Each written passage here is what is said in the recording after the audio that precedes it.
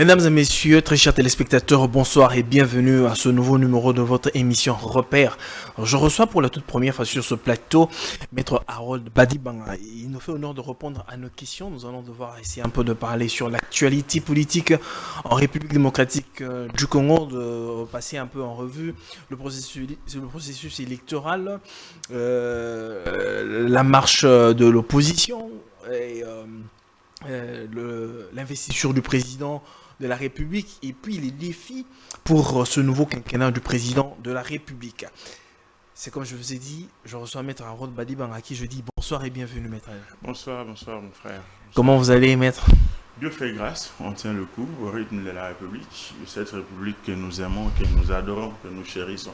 Vous venez d'une campagne aussi difficile qu'elle soit. Comment ça a déjà été à la campagne? Bon, écoutez, la campagne électorale en République démocratique du Congo de manière générale est la nôtre comme candidat à la députation nationale dans la circonscription électorale de la FUNA. C'est bien passé. C'est bien passé de manière générale dans la mesure où nous avons vu réellement l'expression de la démocratie. Chaque candidat a su se battre à sa manière, avec ses maigres moyens, avec ses grandes possibilités selon chacun, à aller vers ses électeurs, leur parler, exposer son projet de société quand il s'agit des candidats présidents de la République. Différents candidats, députés nationaux, provinciaux et même conseillers municipaux sont allés auprès de leurs potentiels électeurs respectifs. Ils ont battu campagne. Donc de ce point de vue-là, je peux dire qu'à 70-80%, ça s'est bien passé. Mais à côté de ça, il y a eu des candidats inciviques, des candidats non compatriotes, qui ont bourré des urnes. Des candidats imbéciles aussi, parce qu'il faut... Des candidats imbéciles. Oui, des candidats imbéciles qui, tout en s'étant rendu compte qu'ils étaient impopulaires dans certains cas, ils ont pris la grave et l'irrévocable décision de s'attaquer individuellement, soit à d'autres candidats adversaires, soit aux militants d'autres candidats. Ça, c'est vraiment de l'imbécilité. Là, au niveau des législatives ou bien au niveau présidentiel? Au niveau des législatives, ça s'est bien plus ressenti. Je n'ai pas enregistré un tel incident. Je n'ai pas plutôt noté un tel incident au niveau de la présidentielle. Alors, au niveau de la députation nationale et provinciale, surtout, il y a eu à boire et à vomir, dans la mesure où il y a eu... à boire et à vomir. Effectivement, il y a eu cette absence de la tolérance. Il y a eu des candidats qui ont envoyé des voyous payés pour agresser tel autre candidat. Des choses comme ça ne sont pas encouragées dans une démocratie. Et plus tard, on s'est rendu compte que la CENI est tombée sur certains cas de ceux qui ont bourré les urnes, ceux qui ont triché. Ceux-là ont été invalidés, mais c'était insuffisant.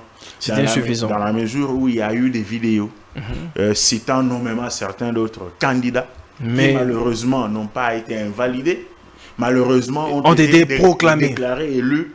Ça, c'est une déception pour nous qui n'avons pas triché, qui n'avons pas bourré les urnes, qui avons été élus.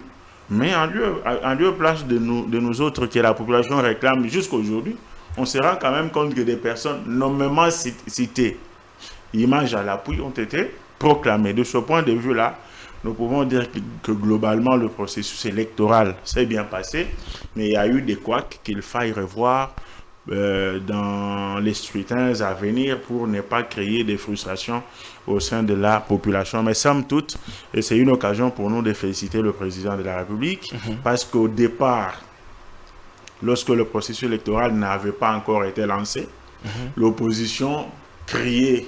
Il n'a pas l'intention d'organiser les élections comme si c'est lui qui était le président de la CENI. Et lorsqu'il a ordonné en tant que président de la République, garant du bon fonctionnement des institutions, au ministre des Finances de débloquer les moyens pour que la CENI fasse son travail, et les gens qui étaient en perte de vitesse et qui l'ont prouvé à travers les voix des urnes, qui crient aujourd'hui au scandale en termes de du scrutin qui a été truqué par Tshisekedi pour se faire... Est-ce que les irrégularités qui ont émaillé le processus électoral, ce n'est peut-être pas aussi dû au décaissement du ministère de Finances à la CENI, que c'était un peu lent et ça ne s'est pas fait à temps? Je ne pense pas, mon frère, dans la mesure où ceux qui criaient au fait, c'est qu'ils ne voulaient pas organiser les élections, ils voulaient s'éterniser au pouvoir. Lorsqu'ils ont vu le processus électoral démarrer avec grande vitesse, c'est eux qui ont commencé à solliciter des dialogues, le report du processus électoral et consorts. Ça, c'est un faux fouillant. S'il y a des irrégularités qui ont été l'œuvre de certains candidats, cela n'engage pas la CENI dans la mesure où ce n'est pas la CENI qui leur a demandé de bourrer les urnes. Non, ce n'est pas la CENI qui leur a demandé d'envoyer leurs militants agresser d'autres candidats ou les militants d'autres candidats. Ça n'a rien à voir. Je peux même aller loin. Ce n'est pas parce que les candidats, certains candidats de l'Union sacrée ont été pris la main dans le sac, ont été invalidés, qu'il faille prétendre que leur invalidation touche à l'élection du président de la République. Non, je le dis en majuscule. Pourquoi? Parce que si les voix de Nsingi Pouloulou, les voix de, je sais pas moi, Kimbuta Muntu peuvent être élaguées de 73%, je pense qu'il restera 73, quelque chose. Ça, c'est de 1. De 2, qui vous dit que les invalidés, pour ne pas les citer tous, 82 si je ne m'abuse pas, ont triché et pour eux et pour le candidat Tshisekedi. Comment est-ce que ça ne se ferait pas? Parce que le vote se fait le même jour. On n'a qu'un seul bulletin. On vote le président de la République, le candidat député national, provincial, ainsi que les conseillers municipaux. Moi, j'aime bien parler avec des exemples et la jurisprudence à l'appui. Très bien. Je donne ma main à couper, on ne la coupera pas. Personne ne me donnera la preuve. Personne ne la coupera. Personne ne la coupera parce que personne ne me donnera la preuve que les invalidés avaient réellement voté pour Félix-Antoine Tshisekedi Tshilombo. Il y a 2 cas de jurisprudence les plus récents dans ce pays. Kengo Adondo a été élu contre Cheo Kitundu, président du Sénat, alors que ce Sénat était acquis 100% à Joseph Kabila Kabange, qui l'y eut cru. Cet exemple prouve que nous n'avons aucune preuve que ces gens-là ont voté réellement pour Tshisekedi. Ils peuvent avoir voté pour un Katumbi ou un Rajab, un Koulissi Nagré. Mais les gens de la majorité, de l'Union sacrée. De 2, vous avez un exemple, c'est celui de Évariste Bouchard Mabileng, qui a été frappé à plate couture par Sami Badi Banga, la première vice-présidence du Sénat en 2018, alors que ce Sénat a été acquis à Kabila. Comment expliquer ça? Il y a quelques années, le même Évariste Bouchard se faisait élire avec beaucoup de voix à Moueka, là où Joseph Kabila, qu'il était censé faire voter, n'avait pas assez de voix.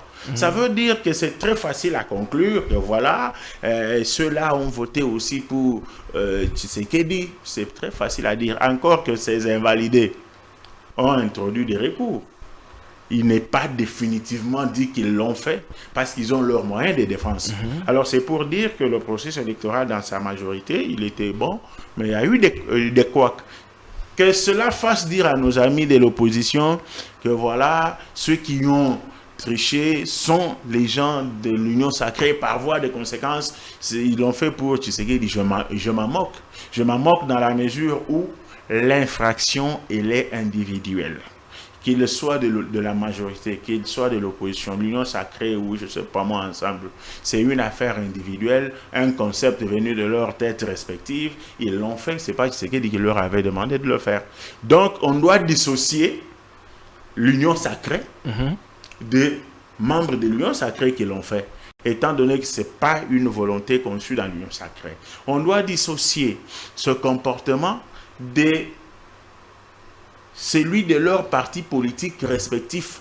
Ce n'est pas Bemba, ce n'est pas Kamere, c'est pas Pius Mwabilou qui ont dit à tel de le faire. Encore que je clame jusqu'ici, avocat de mon État, l'innocence de ceux-là, parce qu'ils ont droit à la défense, ils ont introduit des recours, peut-être qu'il y aura correction.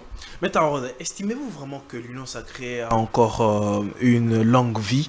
Parce que à la veille des résultats des élections provisoires législatives, on a senti en fait les états-majors des partis politiques bouger de l'Union sacrée d'une certaine façon. Les insatisfaits sont en train de clamer beaucoup, disent par rapport aux résultats qu'ils ont pu récolter. C'est comme le MLC qui est en train de faire beaucoup de bruit. Et il y a aussi une partie l'UDPS, il y a beaucoup de partis. Il y a le parti de Claude Ibalanki qui est en train de réclamer. Ils font beaucoup de bruit. Est-ce que vous ne trouvez pas que l'Union sacrée tend vers son implosion? Jamais, et en majuscule. Jamais et en majuscule. C'est pas parce qu'il y a des mécontents qu'on peut conclure que l'Union sacrée tend vers son implosion, dans la mesure où la conséquence, la cause de ce que l'on prend comme conséquence aujourd'hui n'est que le nombre exagéré de candidats à la députation nationale. Vous vous rappellerez qu'on était à plus de 18 000 sur un nombre de 500 sièges. Comment ne pas s'attendre à des contestations? C'est tout à fait normal dans la mesure où il y a eu plus de candidats sur un nombre très minime de sièges. Ça, c'est de 1. De 2, est-ce qu'il est interdit à un parti politique, à une plateforme politique, membre d'une super plateforme politique, de faire part de ses revendications? Ça prouve tout simplement que, contrairement à ce que les opposants disent, Tshisekedi n'est pas dictateur. Ça veut tout simplement dire que Tshisekedi laisse à chacun la possibilité de s'exprimer et de dire ce qu'il pense. Et à le moment venu, je pense que toutes ces contestations, toutes ces frustrations, entre guillemets, seront gérées par Tshisekedi en bonus pater familias, parce que c'est normal qu'un enfant qui se sent frustré, et je pèse bien mes mots, à tort ou à raison, soit écouté par son père et qu'il fasse valoir ce qu'il pense être comme son droit. Donc, au-delà de tout ce que je vois, je félicite tous ceux qui ont concouru à la réélection de mon président de la République. Je cite ici en premier lieu le président du regroupement AACPG, M. Pius Mwabilou. Il a mouillé son maillot, il s'est mu. Et on s'est rendu compte que réellement, il y a quelqu'un qui est déterminé à transpirer pour qu'il y ait cette réélection.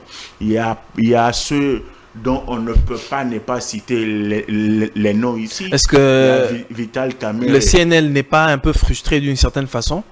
Non, la frustration, j'ai dit que c'est une réalité. Parce que beaucoup sont en train d'accuser l'UDPS avec son secrétaire général d'avoir vraiment tripatouillé pour, en fin de compte, se faire beaucoup d'élus à l'Assemblée nationale et négliger un peu certains partis. Vous savez, mon frère, ce qu'on avance gratuitement, on le rejette aussi gratuitement. Mais ce qu'on avance avec des preuves, on peut le contre-attaquer avec des preuves.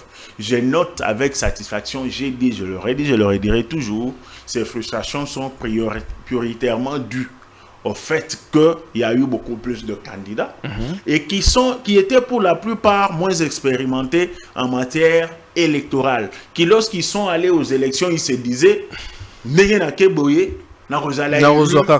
obligatoirement. Alors que dans une élection, c'est pas ça. On peut être élu ou pas. Ça, c'est de 1. De 2, je reconnais qu'il y a eu de faiblesses dans ce processus, mais qui ne sont pas de nature à jeter de l'opprobre sur tous les processus électoraux. Bien, récuser le processus. Récuser tous les résultats de ce processus électoral. Non. C'est très facile aujourd'hui de dire que c'est Kabouya qui a fait ça. C'est très facile aujourd'hui de dire que c'est Badi Banga qui a fait ça. C'est très facile aujourd'hui de dire que c'est Mwabilou qui a fait ça. Le problème, c'est d'apporter les preuves.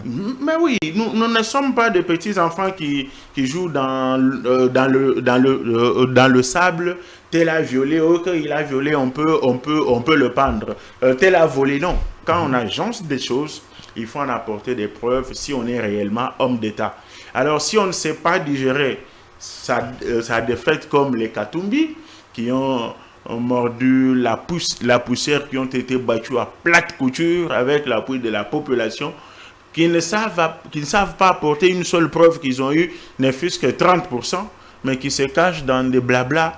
C'est trop enfantin de comportement comme ça. Moi, je me limite à féliciter une fois de plus le chef de l'État qui prête déjà son serment demain, tous ces lieutenants qui se sont battus pour qu'il soit réélu, et beaucoup plus la population qui lui a renouvelé cette confiance pour dire qu'à l'étape actuelle, le patriote sérieux comme nous ne sommes plus dans le chantage. Nous ne sommes plus dans le triomphalisme.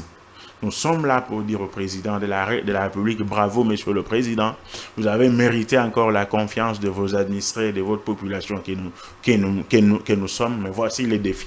Voici le défi, parce que cette population, au-delà de ce que vous avez déjà fait il y a 5 ans, vous attend parce que la population est toujours affamée, elle est toujours insatisfaite. Vous pouvez donner tout ce dont elle a besoin aujourd'hui, mais dans un pays, les besoins naissent du jour le jour. C'est ce que moi, je suis prêt à dire au président de la République qui est tombé dans le triomphalisme. Maître Harold, demain, c'est la prestation de serment du président de la République. Vous venez de le dire que le président a des défis majeurs à relever pour ce second quinquennat et son dernier quinquennat. Mais vous n'estimez pas que le peuple congolais est en train de vivre, il y a eu une misère atroce. En organisant cette prestation de serment de cette envergure au stade de martyr, avec toute cette délégation étrangère qui viennent, vous ne trouvez pas que la République est en train de gaspiller de l'argent au lieu de centrer cet argent-là à autre chose, peut-être pour le Congolais, le quotidien des Congolais? On pouvait peut-être faire quelque chose de minime, de simple. Non, mon frère, je pense à mon humble avis que c'est une lecture qui ne cadre pas avec la réalité. Comment ça? Vraiment qui est à côté. Qui est-ce que vous dit que l'organisation de la prestation de serment du président de la République au stade des Martyrs coûte plus cher que celle organisée lors de la première investiture de Tshisekedi au Palais de la Nation? Pas du tout. C'est seulement que c'est un problème d'espace.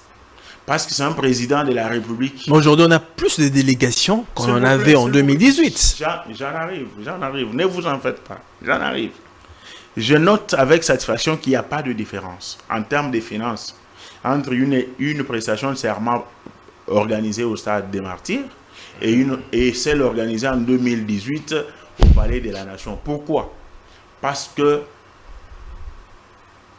le nombre de chaises qu'on avait louées au niveau du Palais de la Nation sont épargnés. Cet argent-là, il est épargné. On utilise les chaises de la République qui sont déjà là pour ça. Ça, c'est de un. C'est épargné. De deux. C'est la preuve que le président de la République est aimé par sa population. C'est parmi les rarissimes cas au monde où dans une capitale, un président de la République est applaudi. Fallait-il priver à tous ces Quinois, à toutes ces Quinoises le droit de prendre part à la cérémonie qui est leur œuvre? Je ne pense pas. Mais il y a la télé. Les Quinois pouvaient ne fût-ce que suivre la télé. Vous et moi, on ne représente pas les Quinois ici. Nous aurions bien voulu, c'est ce qu'elle dirait, le vivre en live.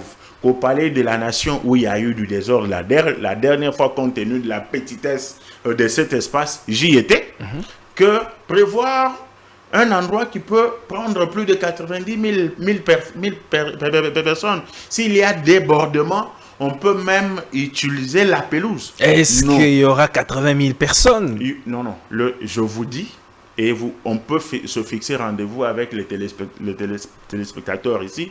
Le stade, le Martyr, ne sera pas plein, mais il sera débordé. Oh. Ça, je dis. Le stade de Martyr ne sera pas plein. Il ne sera pas plein. Mais il sera débordé. Il sera débordé jusqu'au niveau du boulevard Triomphal, jusqu'au niveau du Palais du Peuple.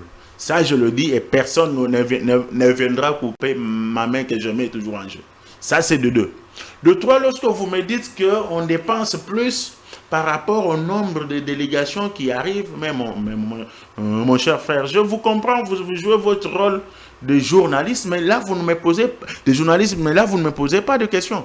Vous me posez des réponses parce que vous savez que le gouvernement ne dépense presque rien. Nous avons le fleuve Congo Hôtel, nous avons Kempinski Hôtel.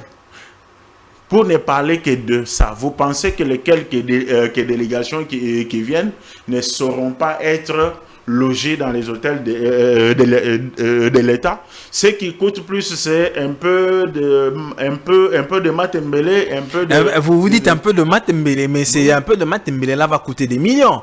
Le charroi automobile et la sécurité. Le charroi automobile n'est pas acheté. Oui, ce n'est pas acheté. Le pays a des véhicules, mon cher ami. Ce que vous dites est trop grave. Vous risquez de faire croire à la population que son argent est gaspillé pour l'investiture du président de la République. C'est comme vous. Vous voulez seulement nous faire une maison.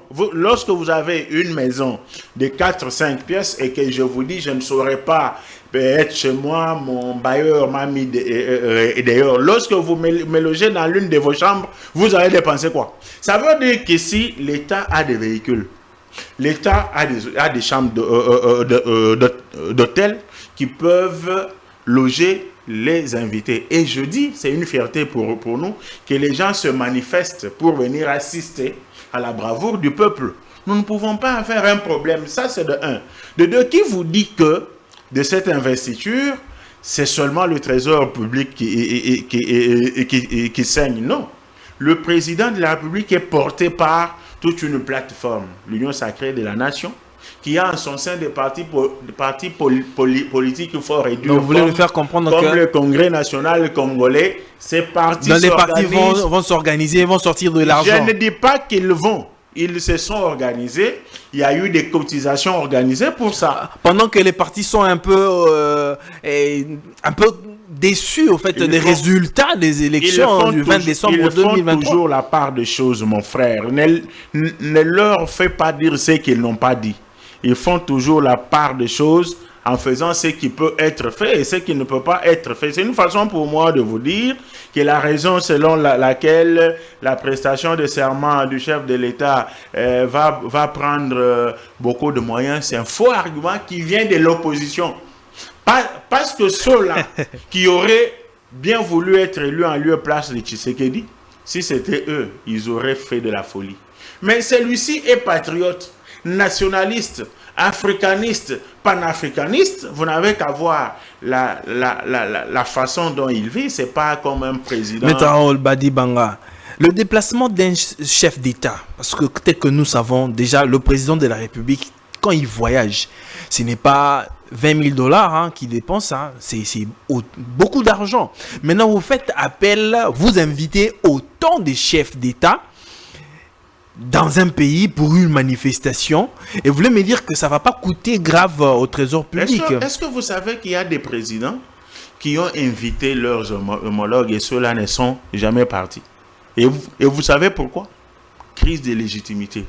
Et si vous dites que le déplacement d'un président de la République coûte des millions, par rapport à quoi? Par rapport à la volonté du président qui se déplace lorsque c'est son initiative. Il dit, je me déplace avec autant de personnes, je me déplace avec telle artillerie en termes de sécurité. Il est évident, le président ne se déplace pas seul, il se déplace avec une certaine délégation. Mais une délégation de combien de personnes, mon cher ami? C'est pas une visite de travail.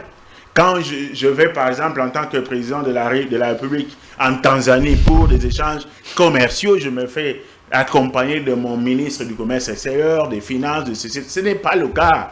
Les délégations sont suffisamment réduites et leur sécurité, ces présidents-là et chefs d'État et de gouvernement sont pris en charge par l'État congolais qui a l'armée, qui a la police pour ça. Ne voyons pas les choses seulement dans le mal. Beaucoup de chefs d'État ne se seraient pas annoncés. Le camp de l'opposition se serait réjoui pour dire voilà, ils ne viennent pas parce que tu sais qu'il a triché. Alors quand ils viennent, ils déclarent, même le président des États-Unis envoie une délégation, on dit ça va coûter cher. Comme si Joe Biden, qui envoie sa délégation, leur a dit qu'il ne prend pas sa délégation en charge. Mais on est où là, mon cher ami? les gens doivent arrêter de voir du noir à tout moment là où il y a blanc et ils doivent éviter de se contredire à tout moment. C'est pas normal. C'est un manque de sérieux. À la veille de la prestation de serment du président de la République, il y a l'opposition qui fait un bloc ensemble pour dire non à cette investiture. Mais bien sûr, de l'opposition congolaise. Ils ont organisé une marche demain pour dire non. Ils disent que n'aura pas lieu. Oh, elle sera réprimandée. Elle ne sera pas réprimandée. Elle sera seulement bloquée. Réprimander, vous voulez me prendre au mot pour dire on va fouetter, on va tuer. Non. Elle sera bloquée, elle ne va pas avoir lieu. Pourquoi? Le jour est mal choisi. Vous savez, j'aime bien quand les gens racontent leurs bêtises, surtout les non-juristes. Non, nous sommes dans le régime de l'information. Vous informez, mais c'est n'importe quoi. Venez auprès des juristes qu'ils vous disent ce que ça veut dire. Ça veut dire quoi, maître? Ça veut dire que lorsque la loi vous dit que vous êtes dans le régime de l'information, la société n'est pas votre chambre à coucher. Vous informez. La ratio legis, la raison d'être de cette disposition, c'est de permettre au gouvernant, le cas échéant, le gouverneur de la ville, de prendre des dispositions non seulement pour vous sécuriser vous, mais aussi sécuriser ceux qui ne sont pas concernés par votre marche.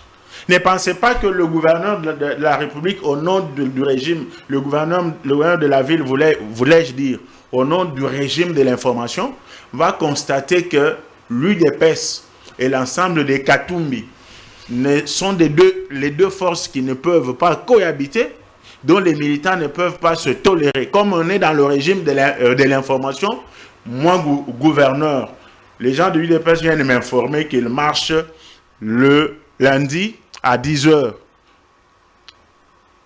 Ils vont passer par le boulevard Triomphal. Et le même jour, ceux de l'ensemble viennent me dire ils vont marcher aussi et ils vont prendre l'itinéraire du boulevard Triomphal. Comme la loi dit, c'est l'information, je vais laisser faire. Comme ça, quand il y aura les dégâts, ils viendront dire non, nous sommes mal gouvernés, le gouverneur aurait pu voir qu'il y a toujours des franciliens ici. C'est pour dire quoi? Lorsque vous informez, la latitude est laissée à l'autorité de voir si elle peut vous sécuriser, si elle peut sécuriser ceux qui ne sont pas concernés par votre marche. Et par rapport à la journée de demain, avec tous nos visiteurs de marque qui viennent, avec toute la population en liesse pour la réinvestiture de Tshisekedi, on permet quand même une marchette. C'est pas une marche. Elle n'aura non, c'est une marchette parce qu'elle n'aura même pas assez de gens. Elle doit vraiment de réclamer ses droits. Malheureusement, sur ce plateau de télévision, je ne suis pas son porte-parole ni le porte-parole de son parti, mais à sa place, j'aurais eu honte de le faire. Encore moins le soi-disant Congolais qui est gréco-italien, zambiano, je ne sais pas moi quoi. Avec ces 18%, ils réclament quoi? Ça veut dire, ils ont raison de le faire. C'est la démocratie. Mais le jour est mal choisi. J'invite le gouverneur ad intérim de la ville de Kinshasa de les aider à être cantonnés quelque part jusqu'à ce que la cérémonie prestigieuse qui sera suivie jusqu'en dessous des eaux, qui sera suivie jusqu'au ciel, se termine. Sinon, nous ne sommes pas une vendetta. Hein. On se réveille, on fait ce que l'on veut. Non, voilà, comme on n'a pas été élu, qu'on prouve à la fin du monde que Tshisekedi a triché. S'il faut prouver à la fin du monde que Tshisekedi a triché, il faut aller à la cour constitutionnelle, mais pas avec le verbe. Avec des preuves. Avec des preuves. Maître Harold, nous chutons déjà, mais les 5 ans du président de la République a été tel qu'elle a été. Et alors, il y a eu des choses d'une certaine façon, mais quelles sont les perspectives ou bien les défis à relever pour le second mandat? Parce que le président de la République n'a pas droit à l'erreur pour ce second mandat. Parce qu'on a remarqué, il y a eu des choses qui se sont passées, les Congolais n'étaient pas d'accord sur certains points, des projets qui n'ont peut-être pas marché, mais pour cette fois-ci, le président n'a vraiment pas Le président, vous avez des perspectives. Vous avez raison, le président de la République n'a pas droit à l'erreur parce qu'il fallait voir le jour de sa réélection comment pour une fois il n'y a pas eu de tirs de canon, il n'y a pas eu de pneus brûlés. C'est bien au contraire la population qui demande à un chef d'État réélu de descendre, de faire le pied. Ça prouve que c'est cette population qui l'a porté dans le cœur. Et demain encore, ce sera la même chose. Raison pour laquelle il faut rencontrer les désirataires de cette population. En disant ça, je ne dis pas qu'il n'a pas fait. Lors de ses premiers 5 ans, il a beaucoup fait. Preuve à l'appui, il y a eu la gratuité de la maternité, la gratuité de l'enseignement. Il y a eu le projet 145 territoires qui est en train d'être matérialisé par le DG de l'Office des routes aujourd'hui. Il y a la hausse du salaire de fonctionnaires, le solde des militaires. Il y en a beaucoup. Mais est-ce que ça suffit? Je dis non. Il y a le défi, le premier grand défi de Félix Antoine Tshisekedi Tshilombo, c'est la guerre à l'est de la République démocratique du Congo. Nous devons mettre fin à cette guerre. Félicitations déjà pour ce qui est en train d'être fait par rapport à ça. Mais la meilleure façon de mettre fin à cette guerre de l'Est, c'est de mettre fin à l'infiltration dont les services de renseignement, l'armée sont victimes aujourd'hui. Cette infiltration qui n'est pas l'œuvre de Tshisekedi. Cette infiltration qui n'est pas l'œuvre de Kabila. Cette infiltration qui est l'œuvre de l'impérialiste qui nous a piégés en 2001 à Sun City. Ça, les gens doivent le savoir. C'est depuis Musée. Non. L'infiltration a été officialisée en 2001 à Sun City parce que on n'a jamais demandé à Kagame de négocier avec l'FDLR. Donc, Joseph Kabila a hérité de cette infiltration. Je le dis sans crainte d'être contredit. Pourquoi qu'est-ce qu'il a fait? Écoutez mon frère, à Sun City, tout le monde savait que les troupes du RCD, c'était les troupes du Rwanda. Vrai ou faux? Vrai. À Sun City, tout le monde savait que les troupes du MLC, c'était les troupes de l'Ouganda. Vrai ou faux? Vrai. Et tout le monde savait que les troupes de Mbusa Nyamwisi, tous les belligérants utilisaient les éléments venus d'ailleurs. On a imposé à tout le monde, les Tshisekedi père, les Gizenga, tout le monde qui était là à signer la réunification de l'armée, passant de FAC, Forces armées congolaises, au FARDC. C'est ce qu'on a appelé le mixage. Et ça, oui, et la population doit le savoir aujourd'hui. Et maintenant, Tshisekedi qui a hérité ça, on lui impute ça comme erreur. Non. Mais comme c'est déjà arrivé, et que nous, Congolais, nous avons pris conscience de ça, et que c'est lui notre président de la République. Ouais, il doit faire face à ça pour mettre fin à la guerre. Il faut exfiltrer tous les Rwandais. J'allais parler des Tutsis, mais excusez-moi, mais le mot est passé. Ça c'est de un. Le premier défi. Le deuxième défi de monsieur le président de la République, c'est la faim. La population mange insuffisamment.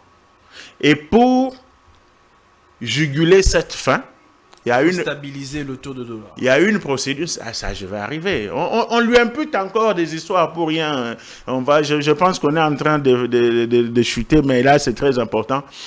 Le deuxième problème, cette faim, il faut la finir par le développement de l'agriculture en République démocratique du Congo. Il y a des chômeurs au Congo, mais qui n'ont pas de frais de démarrage pour commencer, ne fût-ce qu'une petite agriculture. Il faut les responsabiliser en renforçant les capacités de l'IGF, qui fait du bon travail, mais en aval, on ne voit presque rien.